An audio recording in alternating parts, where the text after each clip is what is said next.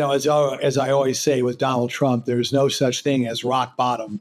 And the latest one was where he is lying through his teeth about FEMA, saying that people can only get $750, which is not true, saying that the money has been diverted, which is not true, saying that a lot of state officials aren't getting what they're needed, which is not true, because every governor, from Governor Lee in Tennessee to Governor McMaster in South Carolina to Governor Kemp in Georgia to Governor DeSantis in Florida to Governor Cooper in North Carolina, have all said that the government has given them what they needed. And he's then, of course, it always comes back to immigration. He's saying the biggest lie of all, that this money is being diverted to migrants, which is just such a load of BS.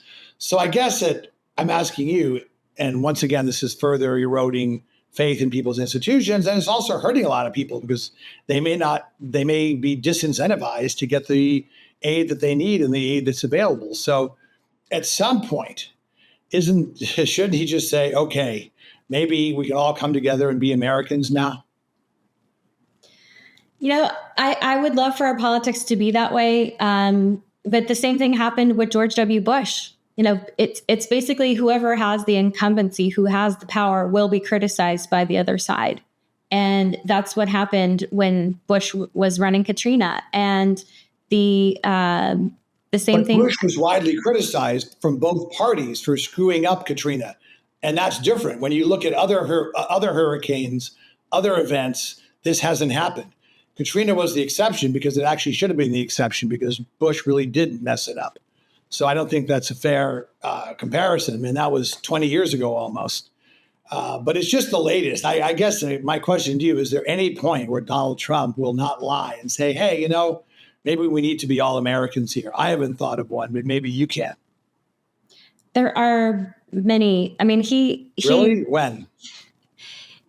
The fact that he actually wants us to be a country and not a porous, just Swiss cheese border. Because if you don't have a border, you're not a country. And I heard great phrases that the reason you lock your doors at night is because you love what's inside. It's not because you hate the world. It's because you love what's inside. And that's what Trump is conveying. That's why people love him.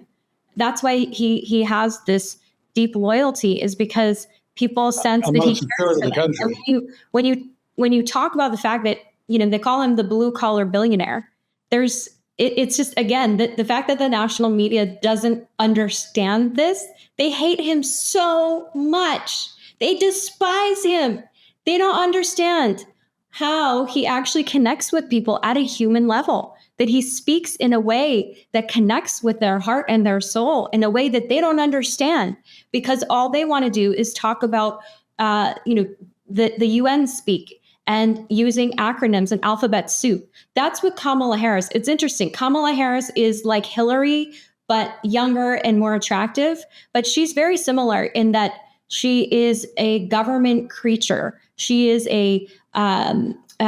she's like an institution woman. And that's why Trump's winning. That's why he's pulling ahead of her. And that's ultimately what it's about, Dave.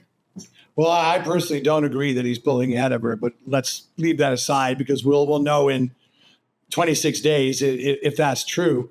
But yes, I mean, again, you say first of all, if he loves the country, why is he always crapping on it, calling it based on my first question. So I don't really believe that. I think he loves it when it's convenient, and he inspires people through division. He inspires people through polarization to hate the other person, not love thy neighbor, but hate thy neighbor.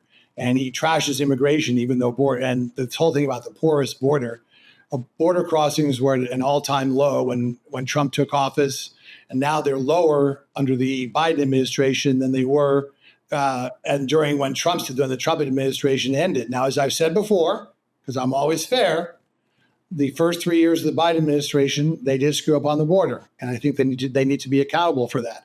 But right now, border crossings are lower. So this idea that Trump was some wonderful person on the border is not true. And that doesn't even get into the child separation policy, which was pretty heinous.